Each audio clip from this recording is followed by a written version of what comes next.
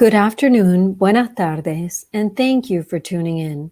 On behalf of all of us at the locally based, independently owned bookstore Books and Books in Miami, Florida, and in partnership with Miami Book Fair, it's my pleasure to welcome you to a virtual afternoon with Laura Thompson to discuss Heiresses, The Lives of the $1 Million Babies, published by our friends at St. Martin's Press. Laura Thompson won the Somerset Maugham Award for her first book, The Dogs, and is the author of the New York Times bestseller, The Six, The Lives of the Mitford Sisters. Other books include the critically acclaimed Life in a Cold Climate, a biography of Nancy Mitford, and Agatha Christie, A Mysterious Life, which was nominated for an Edgar Award in 2019. To moderate this afternoon's conversation, we're joined by Sebba, a prize-winning biographer, lecturer, and former Reuters foreign correspondent who has written several books, including Ethel Rosenberg, That Woman, and Le Parisien, and is a research fellow at the Institute of Historical Research in London. Just a quick reminder that throughout this evening's broadcast, and sorry, it's this afternoon's broadcast, you can post questions below in the Ask a Question feature at the bottom of the screen. And please order your copy of Heiresses from Books and Books below and support independent bookstores. And now, without further ado, I'd like to welcome our guests to the virtual stage. Hello. Hello there. Hello. Hello. Lovely to see you. Well, is this over to us now? Thank you for that great introduction. We're both in London or thereabouts in England. So actually it is the evening for us. If it looks a bit dark in here, that's why. Anyway, I'm absolutely thrilled to talk to my fellow author, Laura Thompson, whose books, and particularly this one, I so admire. When I first heard about this book and was sent it, I thought, oh no, not another book about the dollar princesses and the Gilded Age. Surely everything has been said. And then I read it and I realized everything had not been said at all. And this is a much broader take on the subject, much wider. It's about the relationship of women and their money over the ages. And it takes a deep dive into all of this and why having so much money gets in the way of their happiness, which it usually does, with a few exceptions. There's lots and lots I want to talk about. It's a very funny book, but it actually has rather a sad subtext, which I think is why I like it, because all they want is to be loved for themselves, really. I love the subtitle, that it's The Lives of the $1 Million Babies, and I want to come on to that, why they are treated like babies, not as adult women. But first of all, over to you, Laura. Why did you want to write this? What was it about these tragicomic lives that first attracted you to looking at the agony that many of them faced? Why wasn't it pure pleasure having money? Therein lies a question. And thank you for that gorgeous introduction. I mean, back at you. I'm your fan also, so this is particularly enjoyable to be talking to you. Why? I mean, originally I was going to write another book. And but during the course of the researches, reading a lot of the research was kind of the interwar period, reading, the usual suspects, the letters and diaries of people like Evelyn Waugh, Cecil Beaton, James Lees-Milne, and my particular love, Nancy Mitford. And certain names just kept popping up at me. Winneretta Singer, the sewing machine heiress, and her niece Daisy Fellows, and people, those two, and people like Emerald Cunard, who of course was Maud Burke of San Francisco and came over to London and reinvented herself as the Queen of London society. Far too smart for us, as the Queen Mother, Queen Elizabeth, the mother of the present Queen, said about Emerald. And also Barbara, because of course Barbara was part of European society for a lot of her life. And these names kept coming up. And I thought, oh, hang on, this is the book. This is the one. Because although I also go back in time, I mean, the book begins in the middle of the 17th century, which is a whole other story. But it's precisely because of those cliches, the poor little rich girl, the $1 million baby, the money can't buy you happiness. And there's me thinking, oh, hang on a minute, I think it probably can. But of course, for so many of these women, it didn't. And I just really wanted to interrogate the cliche. Why is there this, as I describe it in the introduction, which was the hardest part of the book to write? It's quite a long introduction. I really wanted to set out my stall in that introduction. Why is there so often this Hogarthian descent, as I put it, into relative penury, disaster, all this kind of thing? I just wanted to look into it. And what happened really was that because I was also fairly anxious to avoid, the trap that you set out, another book about Consuelo Vanderbilt, just what the world needs, or another book about Barbara Hutton, I'm hardly the first person. And also I didn't want it to become like, Hello magazine for 300 pages. Who had the biggest yacht? Who had the biggest diamond? Who had the heaviest fur coat? I didn't want that. So to give it substance and heft, I went back in time, as I say, to the 17th century and to London, in fact, and to these women. About Mary Davis, yeah. Because fascinating, and she was only 12. And we're still living with the effects of the vast estate that anyone who's been to London will know, the Grosvenor estate. And much of London is based on her wealth. I mean, tell us about her story. Yeah, well, she was the other starting point, because she was also someone I'd wanted to write about. She, as I say in the book, was the winner in the real life game of Monopoly. It's the most extraordinary story. Her great uncle, because as Julian Fellows says, you only got an heiress when there were no men left to inherit. All the men had to be out of the way, because of course the patrilineal principle, they got things, but quite often there was no one left, and a girl would inherit a chunk of London. This girl, Mary Davis, born in 1665, and at the age of 12 inherited a sort of marshy expanse south of Oxford Street, i.e. the road that runs through the kind of middle of London, which the worth of it was recognised, even though it was just marsh.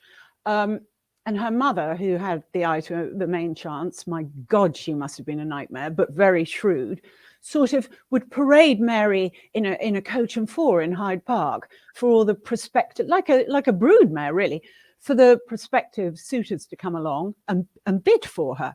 And Sir Thomas Grosvenor paid, he got the prize, and took her off to his estate in Cheshire.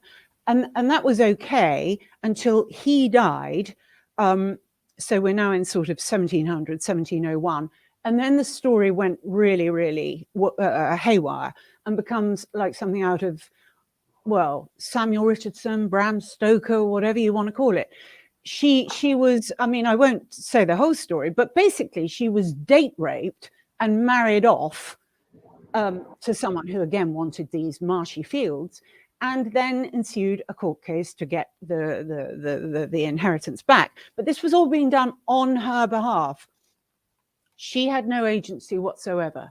And it became a kind of emblem of these women in the era before the late 19th century, when the Married Women's Property Acts were brought in, and women could hold on to what was theirs. Before, once you were married, you had no identity in law. There was one identity, and it was him. And everything you had was his. Your children were his. Your body was his. And naturally, if you had money, and particularly if you weren't a member of the aristocracy, where they had an additional layer of protection, but quite often these girls weren't. They just inherited a load of coal mines or a load of something or other, and they were literally prey. They were prey. They were seized off the streets. They were carted off to houses to be forcibly married, carted off by young men who knew where you could do these things they called clandestine marriages. There were dodgy priests. It was a whole industry. And I'm not a historian, I'm an English graduate, and I kind of knew a bit about this, but I was like typing away with my jaw on the keyboard, and you knew that women didn't have agency, and you knew that women didn't have an identity in law. But when you see how it played out, and some of these stories are really, really, tragic, and quite often the women would be blamed. You would get this victim shaming, victim blaming. Particularly, they say, oh, she was a plain girl and he was a good looking guy. She wanted to go off with him, and then, felt bad about it when her parents said, oh, what about the money? So there was quite often a narrative whereby the public would take the man's side when this thing came to court or something. And then you got elopements and all kind of stuff that's referenced in Jane Austen, but they were like stories that would play out in the press, rather like celebrities today. It was amazing. Go on, well, sorry. There was certainly rich pickings for novelists, for Trollope and Edith Wharton and Jane Austen beforehand. I want to talk about that because that's one of the reasons the book's so fascinating, the way you link into the literature. But we've done quite a leap from Mary Davies to the Married Women's Property Act of 1882. Yes. And I think that was one of the things that struck me about the book, that for so long it seemed as if women just accepted their fate. And not only women, it just was a fait accompli, if you like, that these women would hand over everything in their dowry because there was no choice until 1882. And yet they somehow weren't able to use that as a bargaining chip. They couldn't get divorced, so they were stuck with it. I mean, I wonder at what point you feel that this story changed for women. Was it sharply after 1882 that once women could own money, they could be educated? But there was also divorce that came into it, and divorce wasn't possible until much, much later. So at what point did it change for women that they could have some control over their fate? Yeah, it's a great question. I mean, in a way, I do think the subtext of this book is the slow march toward a semblance of gender equality, for Western women. So it is a slow march. You see it coming towards you from the horizon, if you like. I mean, I didn't want the book to be like a textbook. And as I say, I'm not a historian. I knew a certain amount, again, through these fictional, Jane Austen, when Wickham elopes with Lydia, that's how I knew about it. Wilkie Collins, when the young heiress is married off and they try to put her in an asylum. I mean, that happened all the time. That was the best trick in the book. And of course, the law condoned it, because the law was, I don't mean to bang a trite sort of drum here, but the law was made by men, for men. And so throughout the 19th century, you had figures like Caroline Norton, who had her own terrible struggles, but managed to get the law changed with regard to children, that the men couldn't hold them as blackmailing chips to quite the same way. And then you got this kind of middle class movement, didn't you, in the middle of the 19th century? People like Elizabeth Gaskell, people like that, who were fighting for the rights of women. It became a kind of inevitability in a sense. And so I suppose, although the book does divide, the book divides into three parts, really. There's the pre 1882, where it's like the Wild West. As I say, it was better for a woman to have money, except when it wasn't. It's like that. And then you've got the dollar princesses, where you've got that kind of, it is like a bargain. He gets the roof fixed, she gets a title. Everyone should be happy, but quite often wasn't. And then you get the end of that. And as I say, Consuelo Vanderbilt, in a sense, is the last heiress who made a bad marriage, who was forced into a bad marriage. After that, they managed to make those decisions themselves. And then you get something more like actual agency. But it's a slow process, really. And I tried to pick because, I mean, the book could have been, I don't know, probably about 1 million words, because the subject is immense. But I tried to pick people who advanced the story in that direction, if you like the ones who were abducted or whatever. I tried to pick ones whereby you saw some sort of movement toward a more, a more enlightened attitude toward these women. So I wouldn't say a cutoff point. And even, Barbara Hutton died in 1979, and she managed to screw her life up pretty royally. So agency, that's the other conundrum in the book, that agency brings its own problems. Yes. Too much freedom brings its own problems. So yeah. So clearly it's not money alone that messes up their lives, but it's the fact that of the way they're brought up to see that they're not going to have any authority. But there must be some happy marriages where, can you think of one where the money is useful to both of them, or where they're able not to make money the god, and somehow it produces a happy life? Yeah, yes. I mean, I don't mean to. This book is not like a misery fest. There are some awful stories, but there are also, in a way, the moral of the book, in a way, I suppose, is to try and keep love and money separate. It's quite a good lesson for anyone to learn, I think, really. And for them, extraordinarily difficult, because I do think the book is, yes, it's about heiresses. In a way, it's about all women, in a way, because in a way they with them the struggles or the issues that affect women are just writ large. But they're recognizable, I hope, to all of us.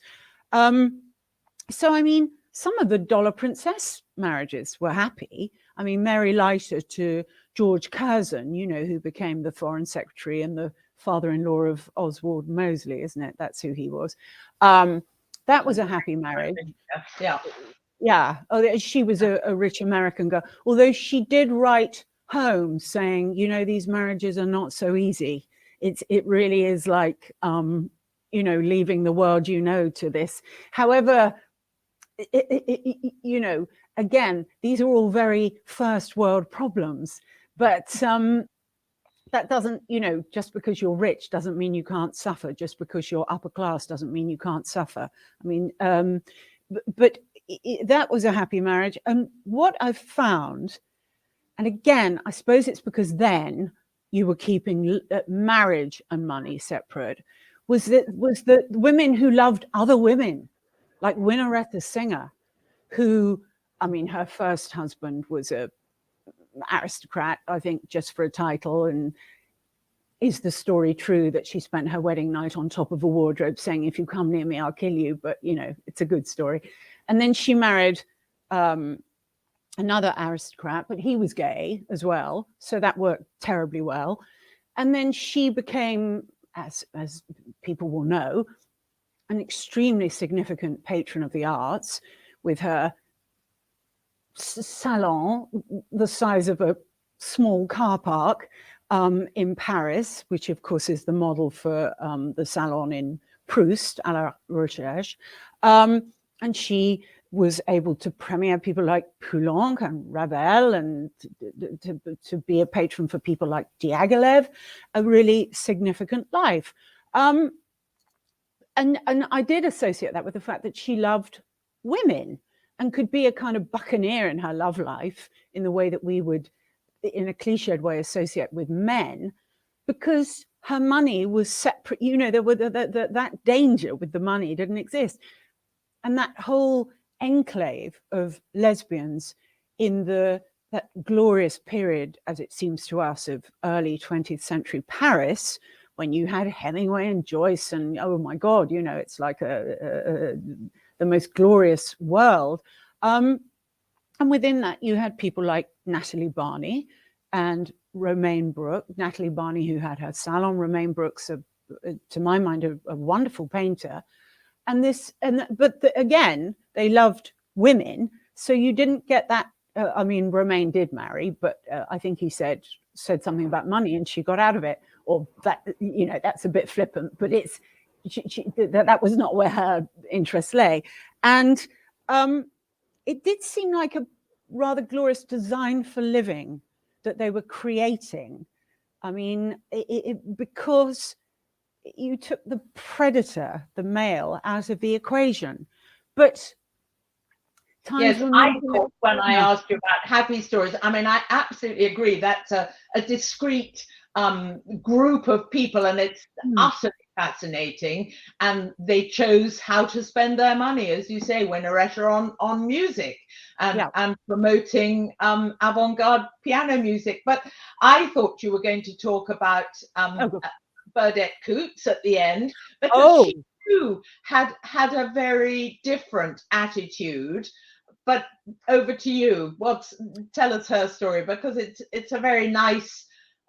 It's a different one as well. Yeah, she is really the heroine of the book, I think.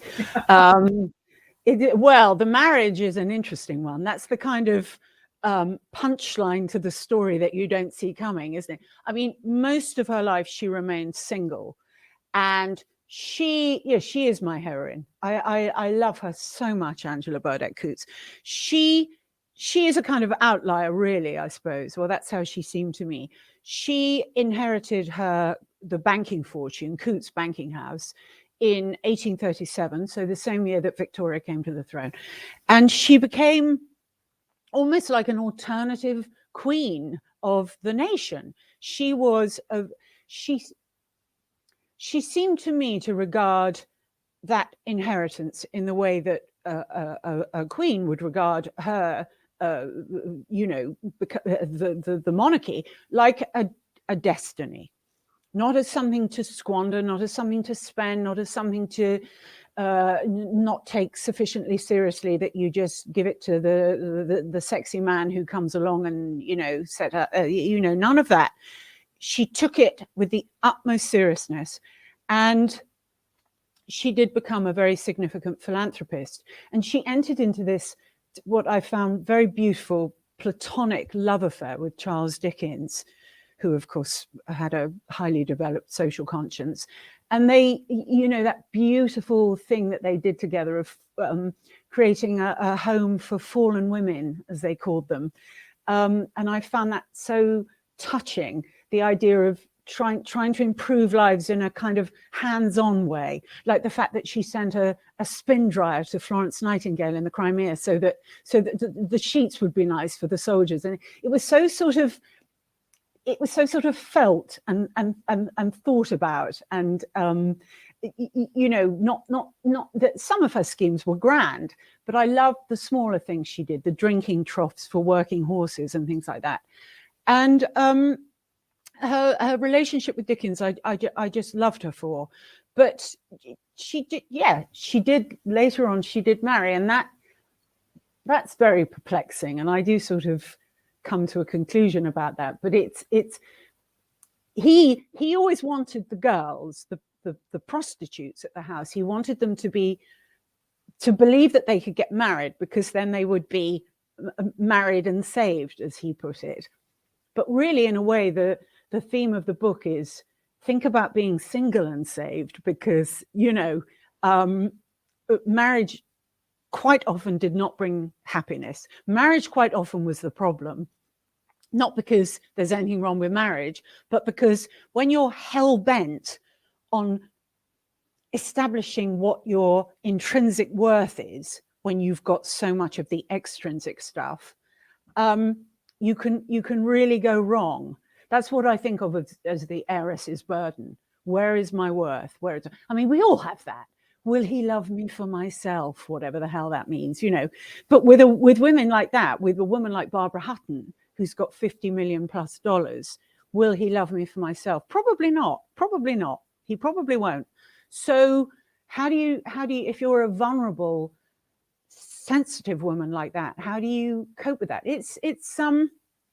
How do you discover if they're loving you for you or for your body? And the one thing we haven't actually talked about is lust or sex, or, how badly did these women need to reinforce their validation of themselves through, I mean, we're talking about latterly, obviously not in the, not obviously, but latterly, I think, where these women made so many mistakes in either marriages or having lots of affairs.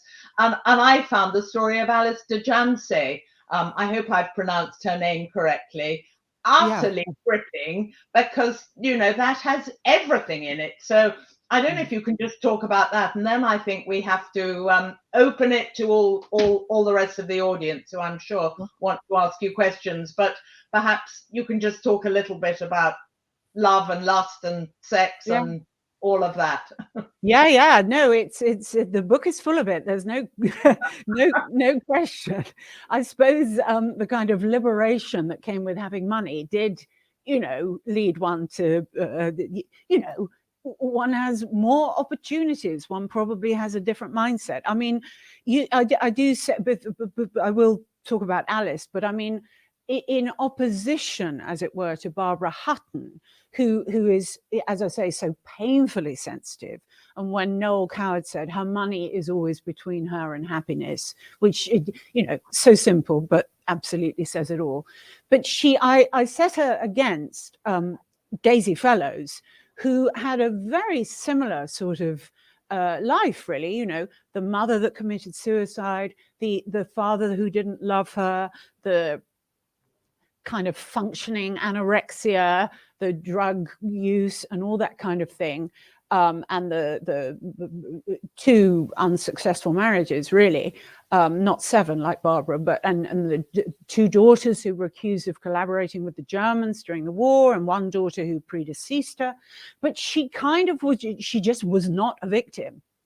She just took life and looked at it and said, do your worst and I'm coming at you, kind of thing. So Daisy, I loved writing about Daisy because she was just not a victim. I mean, it just was not in her. So, I mean, a certain amount of this is not to do with money. It's not to do with poverty. It's them. It's their nature. I mean, that you can't make generalizations about these women. It's just not possible. But Alice, I did kind of adore Alice. I mean, if anyone's seen the film White Mischief, I'm sure you've seen it, Anne, about a murder that happened in Kenya is it 1941? Oh my God, so sorry, everybody. My head's so full of facts. They're also coming out.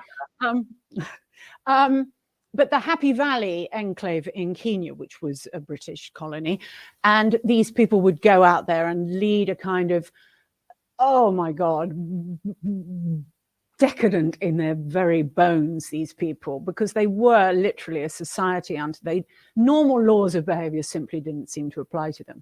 So Alice de Janse, who was a Chicago heiress, who married a French aristocrat in the way that people did then, like Barbara again, and she seemed to find a kind of solace in Kenya.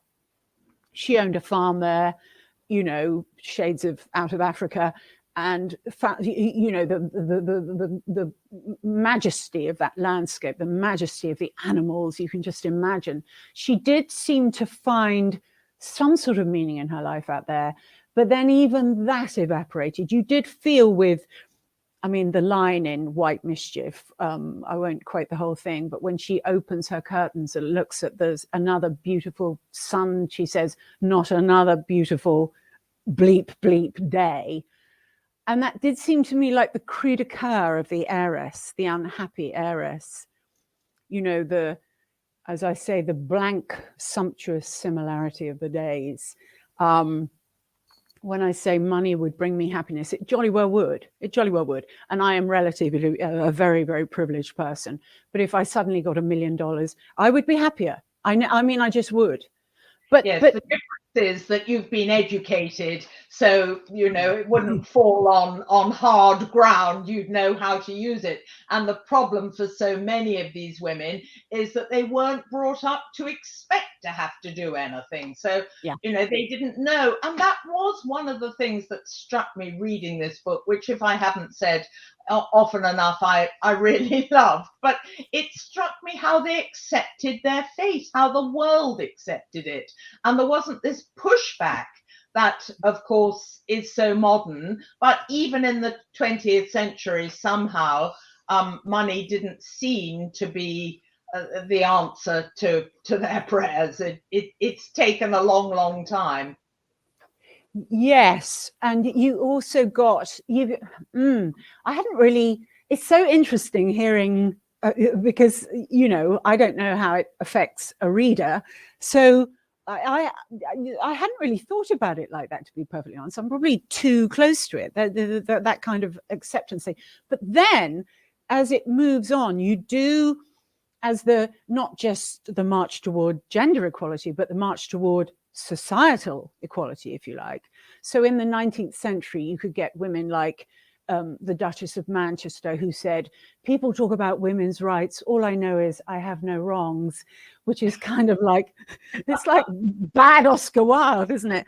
But she didn't have any wrongs, because by then the upper classes had worked out how to, they had their own kind of private equity schemes whereby they could keep the money safe, the women's, you know, settlements and trusts and all that kind of thing.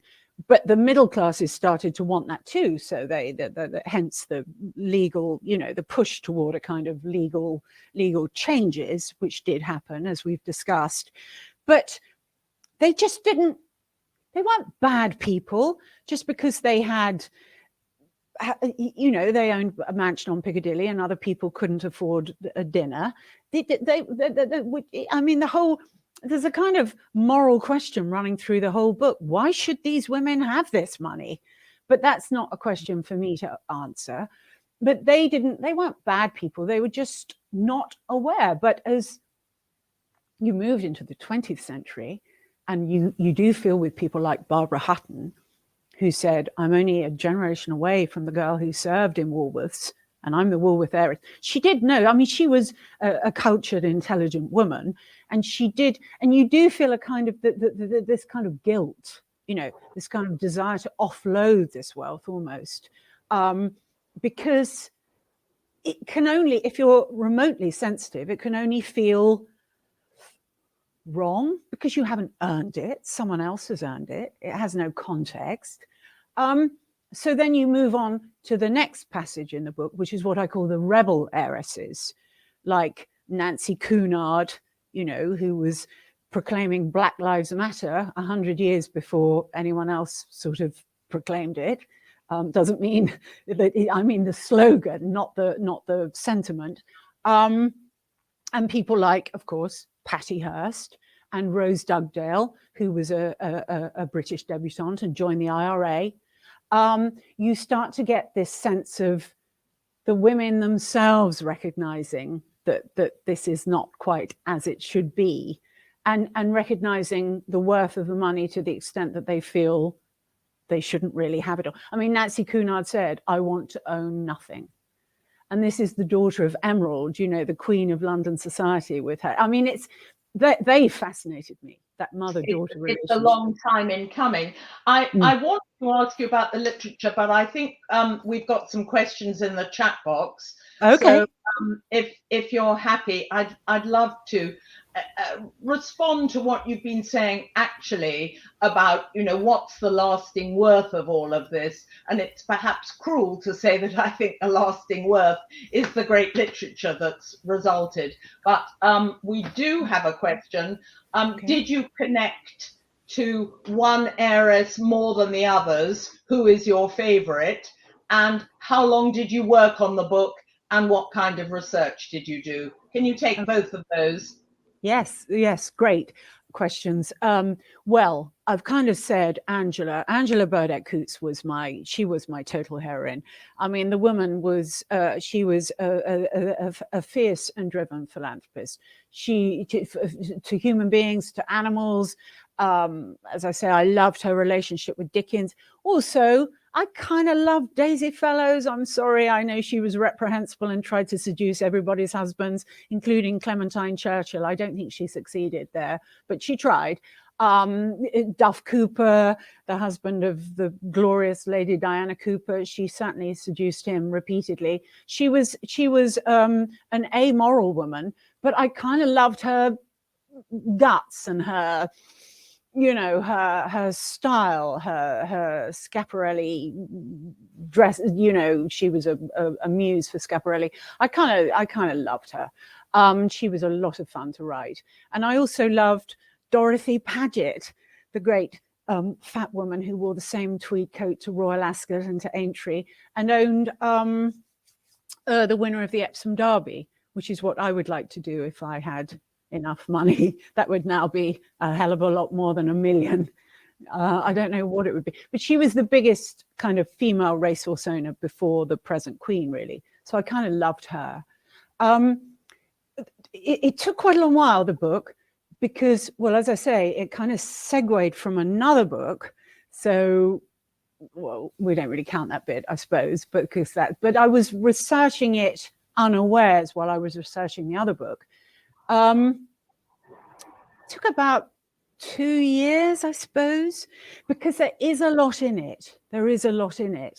There's you could pull out probably about 20 stories and write a really good book about all those women, I suspect. Some of those early stories, Catherine Tilney Long, the girl who could have married King William IV, and if she'd had a child, you would have had no Queen Victoria, but instead she married the sexy nephew of the Duke of Wellington and ended up disaster. You know, she's a book. There was so much, but quite often, to be perfectly honest, trade secrets. I would go on the Times of London fantastic website, which goes back to 1785. You will know all about it, Anne. Type the word heiress into the search engine. Up came about 10,000 hits. And I went through all of them to see what there was. And it was gold. It was just treasure, absolute treasure. And, you know, some of these court cases where heiresses had been abducted and then it came to the High Court or whatever. Every detail, the most extraordinary detail you would find, and you would have to go through it and pick out the good bits, which was quite hard, but fantastically interesting, because the men are so interesting. The psychology of these men who thought they were entitled to do what they were doing. They really did.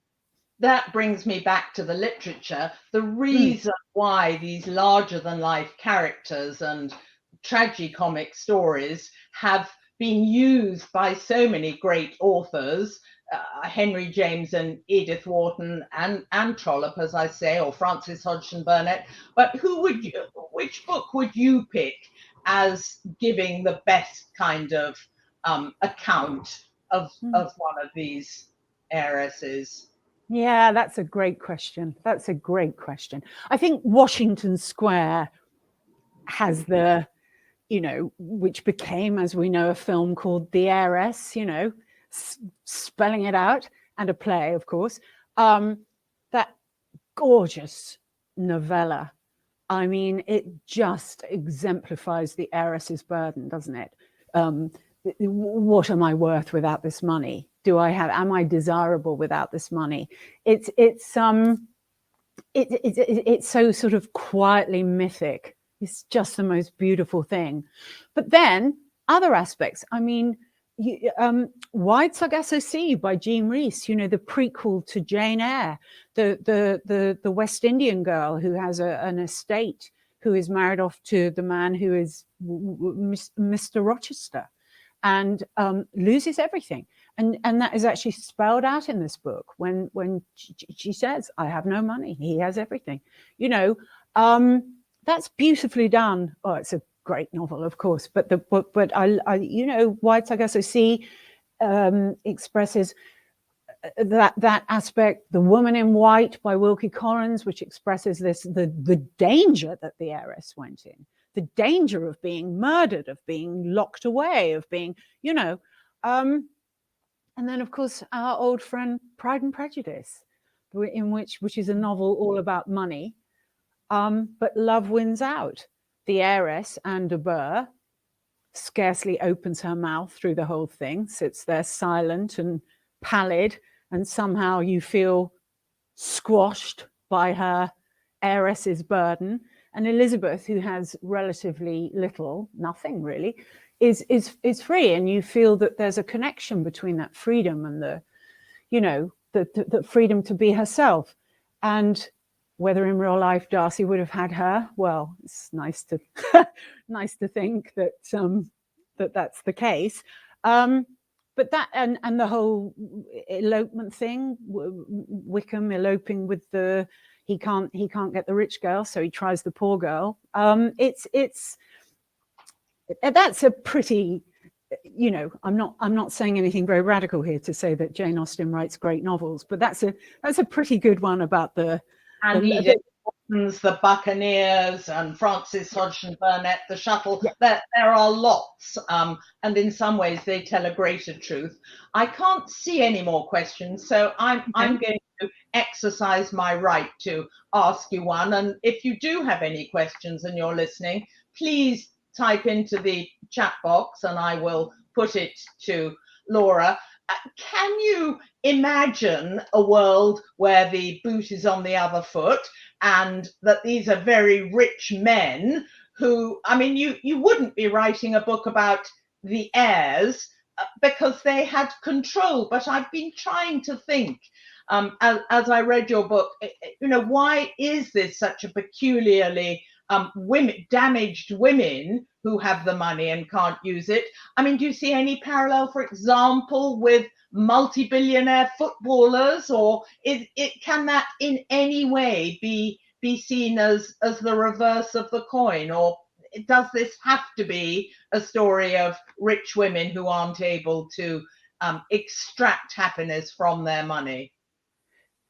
That's so interesting. I mean, the book does. I don't really stray into the contemporary era because I feel that once you've got a prenup made of cast iron and you can afford the best lawyer on earth, I don't. Legal protection now is just about having the most money, and the women can have the most money now. So in a sense, the story ends. You might still marry the wrong guy, but you can get out of it relatively unscathed. So yes, the what I call the Hogarthian descent, the golden word heiress, and how we kind of watch as that goes wrong, doesn't really apply. But to say about footballers or something like that, that's a really interesting analogy. I mean, not true of all of them, but or who say that again, or oligarchs. But I think you're right. It's the prenups that have changed the whole, made it a level playing field. But I'm just being devil's advocate. No. It's a great. It's a great thought. But it even now, and again, I say this in the introduction, even now, when it sounds like a heresy to say it, but when it's not a quality, but a fact, like having a huge inheritance, still feels more interesting in a way when it's filtered through the female. You know, it still feels like something that there's a kind of twist on it when it's filtered through the female. I know that it's absurd. Why should that be? And increasingly it will not be. But there's just something about it. There's just something about our, well, certainly in history, it's true. Women were more vulnerable. Women were more, susceptible. Women were, you just did not have agency. And even when you had the power to wield, you wielded it generally in the domestic sphere. Emerald Cunard, Alva Vanderbilt, even Natalie Barney and Gertrude Stein, it's still within the domestic sphere, because you couldn't just go off and become the president of America. I mean, you just couldn't. So those are the things that kind of interest me. And once, I suppose now, in a sense, you will get individual stories, but that arc, I feel, is completed. But that's me. I mean, other people may feel differently. Absolutely right. Historically, that is precisely how it was, and you've covered it brilliantly. I think I'm being told that I should. What should I do? Should I say thank you? I should say thank you to both of. I should be the one to say thank you to both of you. Thank you. What a great conversation. And Anne, those are just wonderful questions. You're a terrific moderator. You really brought out, so much about the book. And here's to being an heiress in our next lives. Well, yes, I'll still take it. I will. I'll still take. Oh, I'm meant to hold the book up, aren't I? There we are. I hope that's not. Is that a reverse image? No, it looks great. And I just want to remind everyone watching that you can purchase it by just hitting the green button here at the bottom of the screen. If you're in Miami and you want to come by one of our stores, we have it there too. And just to thank you both, and to thank everyone watching, and to thank Miami Book Fair for their partnership on this event. And hopefully we'll see you in Miami sometime soon. Thank you. Thank you. Yes, so would I. Anne, thank you so much. You are thank you for writing a great book. It really is a pleasure to read it and think about it. Well, I've loved talking about it to you. So thank you. Thank you. Thank you for letting us listen. Thank you. Good night or good afternoon, wherever you are. Bye.